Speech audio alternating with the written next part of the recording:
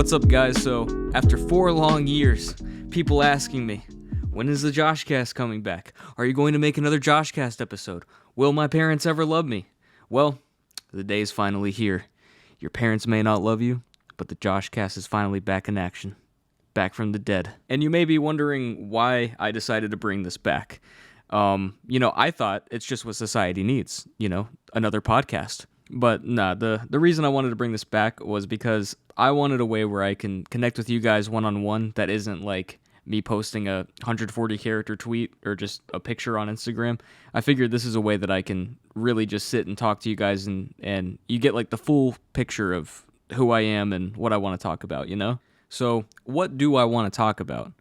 I'll get this out of the way first because this is probably the reason you guys are tuning in, which is music. At the moment, I'm actually working on a super top secret surprise for you guys. I'm actually teasing it in the video as we speak. Like, if you just look at the video, there's like a pixelated thing on my desk in the art. I tweeted this a while back. It's basically like the surprise that I was talking about for hitting 1 million on YouTube.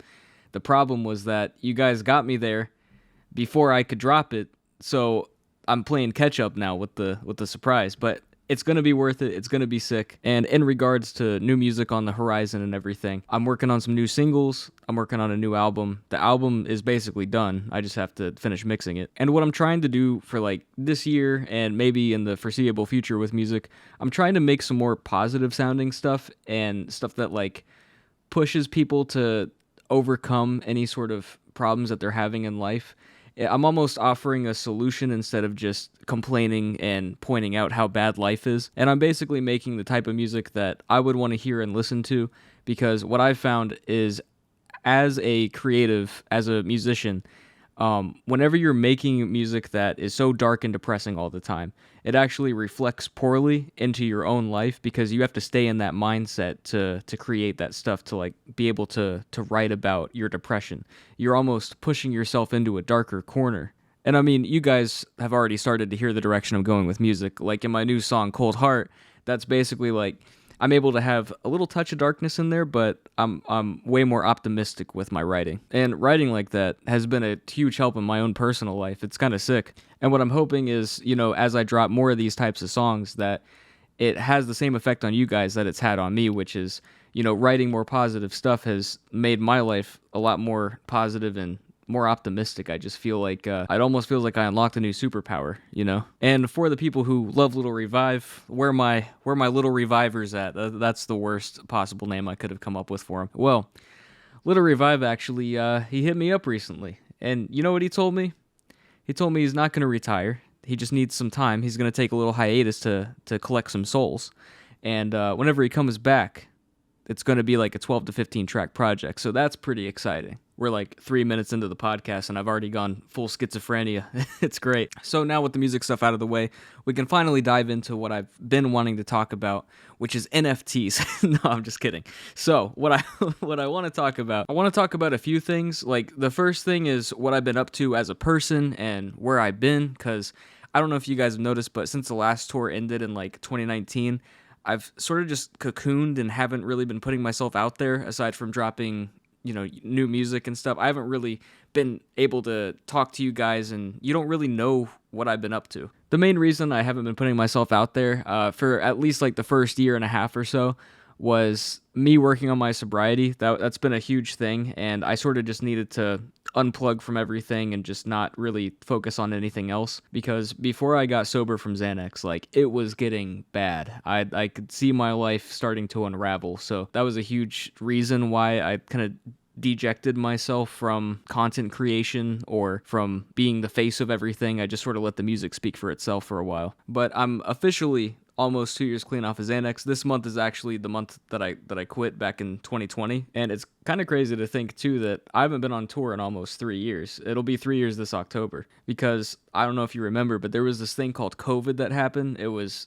pretty wild. And even with all the scary stuff that was going on with COVID, I did take that time. It was kind of a blessing in disguise in a way because I was able to focus on my sobriety and also able to just go fully head on with music. It was great. Everything's just blown up with music since I did that. Like Pain blew up on TikTok. I'm getting more streams than I've ever gotten before. And I really can't put into words how grateful I am to you guys for supporting me through COVID and everything, because for a lot of people, or for a lot of musicians, if they lose touring, like that, it basically wipes out their way to make a living. And for me, I feel so blessed and fortunate to be able to expand what I'm doing and for everything to keep growing, like hitting 1 million subscribers on YouTube and all that, even during COVID where you can't tour. So I'm so grateful for you guys. You guys have been awesome, and I appreciate it. As for now, my goal at the moment is just to keep tackling music and just go crazy with it.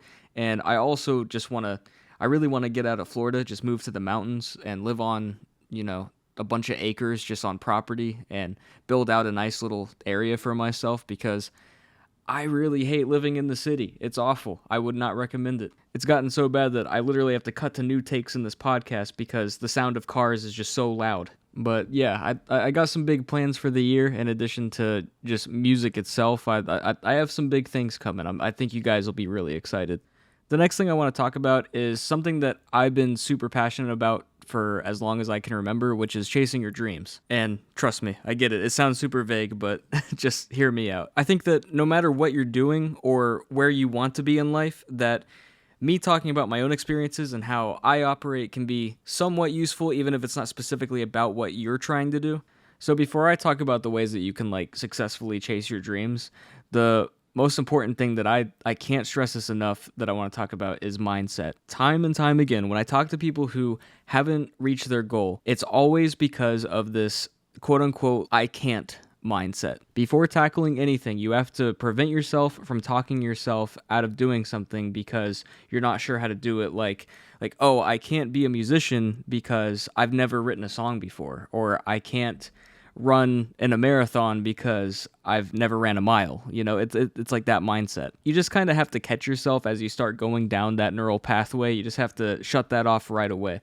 In my opinion, the proper mindset to have when going at anything is not thinking about the improbable. You have to stop doing that. So, for example, with trying to be a musician, right?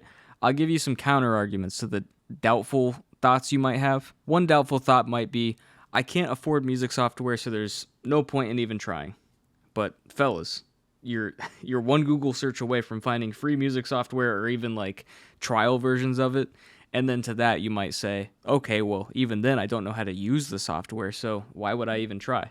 But you have the world at your fingertips. Any decent music software out there, you can watch tutorials on YouTube that show you step by step how to use it. And then you might say, okay, well, even if I learn how to do it, it'll probably suck, so there's no point.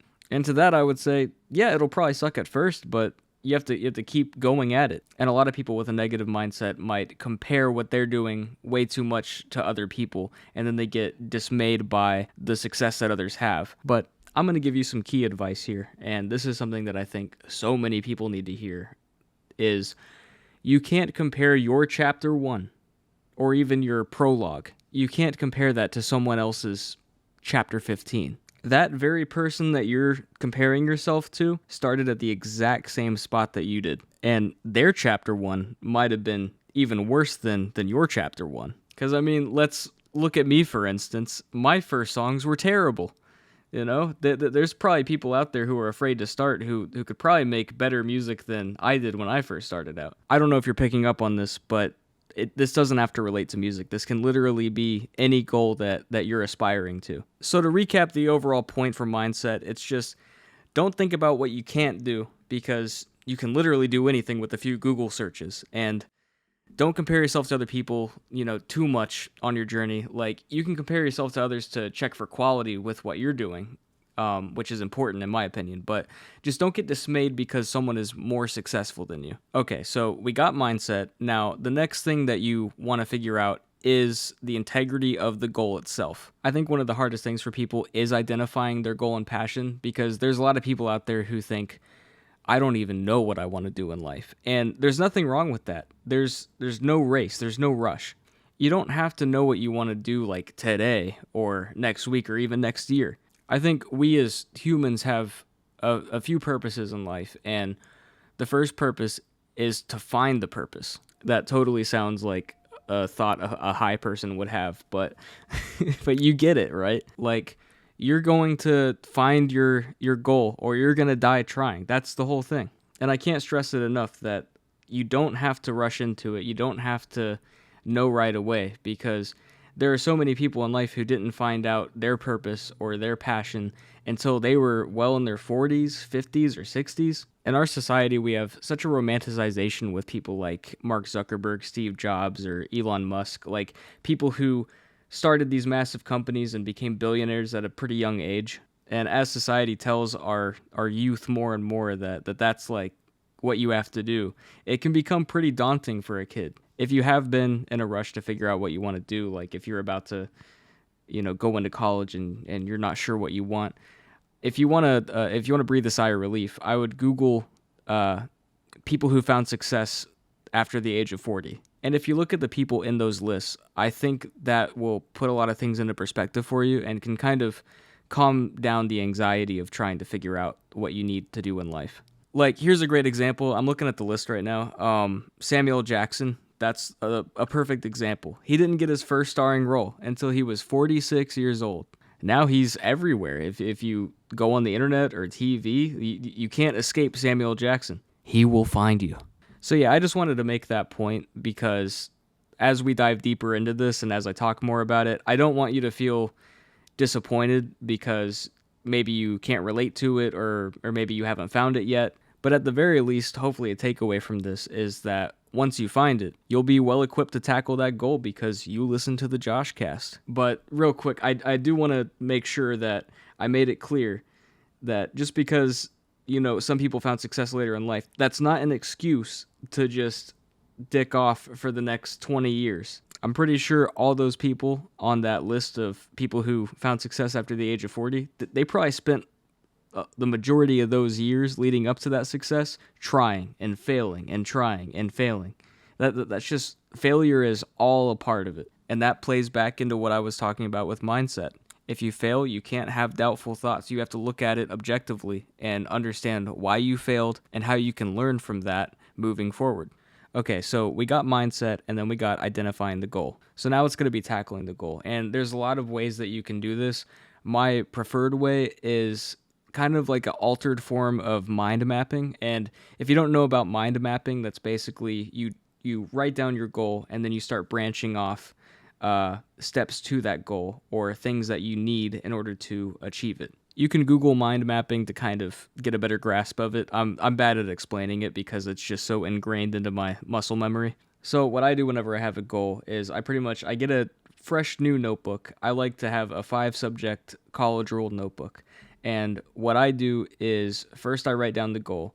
And if I don't have steps to the goal, what I'll do is just keep writing down that goal every single day. And what happens when you are writing down the goal every single day is that it basically becomes etched into your subconscious to wherever, even throughout the day, you're thinking of ways to achieve it. When I was first starting out with music, I was in high school, and literally every single class, I would be writing it down. Like, if there wasn't, a test or work or whatever that I had to do, any free time that I had, I'd be writing down that goal in the notebook.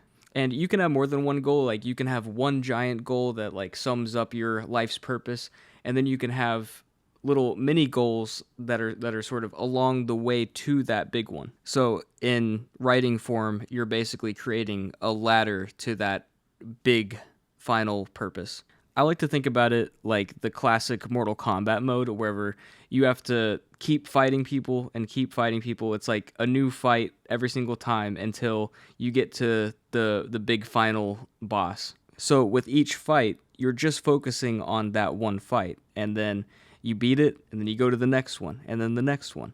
And it's almost like moving the goalpost in a way, where you just focus on that one little goal, and then you beat it, and then you just move the goalpost up a few feet to the next one, and then you keep doing that. And I just looked it up now.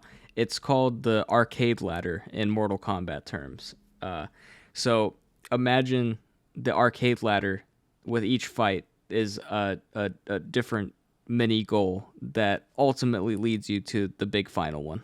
And that's pretty much where it differs from mind mapping. What I'm doing is kind of like vertically linear mind mapping, I guess. So let's try to apply this to an example, right? So let's say you want to start a YouTube channel and your big final goal is 100,000 subscribers. So with each tier in the arcade ladder or vertically linear mind map, each tier of that or each little mini goal would be, maybe 10,000 subscribers, then you move up to 20,000 and 30,000 and 40,000, right? And if you're writing every single one of those down every single day, multiple times a day even, depending on your free time and all that, this is where you get a very vital step of chasing your dreams, which is visualizing your success. It's so easy to think that you can't achieve something whenever it's not like visibly tangible. By writing it down, in addition to it becoming etched into your subconscious, you're also seeing that it's totally possible. Like you're getting an actual look at it. And by that point, what I'd recommend is not only writing it down every day, but also like if you're using a notebook, just start doodling an idea of what achieving that goal looks like. If it's 100,000 subscribers on YouTube, then draw a little channel icon with the name next to it and the subscriber count. Or if you're more technologically savvy, maybe try photoshopping it so that way you can see, like for real, what it will look like. And the reason you're going to do that is because it's visualizing your success. You have to see that this is a tangible thing. Because once you have a visual aid, it starts looking a lot more possible. So now that you have a picture of what that success looks like, the next step is going to be formulating strategies based off of each tier on that arcade ladder. And from there, formulating those strategies is basically in your hands because I don't know what your goal is. But hopefully all this stuff lights a fire under your ass to start chasing your dreams, man. Just do it. Everything I laid out for you guys is exactly what I followed in order to get where I am today. And I still follow this stuff to this day. It's gone through a lot of alterations. I'm basically giving you the final product and the final like fine-tuned version of what I do. I'm pretty much giving you guys my secret sauce here. This is like my Krabby Patty formula. And I guess that makes you plankton. If you guys like this sort of inspiring stuff or whatever, pushing you guys to achieve greatness and all that, let me know in the comments because I love talking about this stuff. I would love to talk about it more in a future episode. Maybe you can leave a comment down below and ask me about specific topics to talk about because I love this kind of stuff. Another topic that I think would be really cool to talk about on a future episode is building wealth and trying to build wealth just from starting from ground zero, basically. I have a lot of ideas and research and stuff that I think could be helpful to you guys. So yeah, just let me know and maybe that'll be the next one I do. I could also do like specific stories, maybe how I go about making music, how I came up with Little Revive, all that type of stuff. Eventually what I want this podcast to be is sort of like a place where you guys can listen and be inspired and motivated.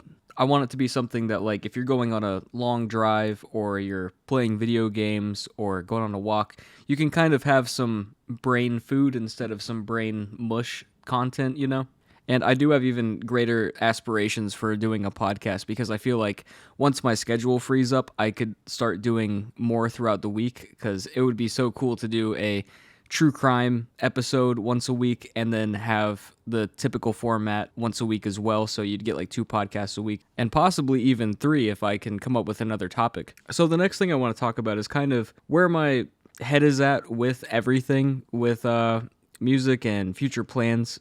I've been doing this music stuff full time for about 6 or 7 years now, and I basically built up the music to the point where it's a pretty stable and safe operation right now. But what I'm noticing is the way how I release content is I pretty much just do a song, that's it, and you don't really see much else. So my plan for the future to keep everything growing and keep reaching new heights is during the lulls between singles, wherever I'm not really posting anything, I really want to start posting new content. So I'm starting with the podcast. Eventually, I want to break into gaming content. I actually have an empty room in my house that I want to turn into a proper like gaming setup. I don't really see myself streaming because I feel like I don't need the money for it, and I don't want to take away viewers from people who are trying to build an income from Twitch. The type of gaming stuff I would probably do would be like Minecraft videos, because I've been getting back into the game recently, and I think that there are so many opportunities to make videos from that. Like, there's so many funny moments that I have in the game, and I feel like it's almost a disservice to not show you guys. And I've always wanted to do YouTube in some type of capacity. Like, even before I started making music, YouTube was always the goal. But then I ended up falling in love with music, and I pivoted over to that. And now that it's gotten to the size that it's at, there's so much planning that goes on where songs will be planned out like months in advance, and I'll just be like sitting around kind of bored waiting to do something. So I feel like tinkering around with YouTube videos and podcasts and all this stuff is going to be like a new outlet for me, which I'm pretty excited about. It's kind of like a new hobby. And on top of that, I get to interact with you guys and communicate more. I just feel like this is a win-win for both me and you. Where, like, in the past, I would just upload a song and then disappear, and then upload another song and then disappear, and then upload an album. This time around, it's like I upload a song and then I upload some videos. Maybe I do like reactions to people vibing with the song or whatever, and then drop another song, keep uploading content. That way I can just consistently be interacting with you guys. So yeah, I think that's going to do it for today's podcast. I'm probably just going to leave it as a shorter one. I'll be back with the longer one next week. I could probably get it to about like 40 minutes to an hour. But yeah, if you're still here, thanks so much for listening. I also wanted to thank you guys for getting me to 1 million subscribers. It means the world. I'll see you guys in the next one. Peace.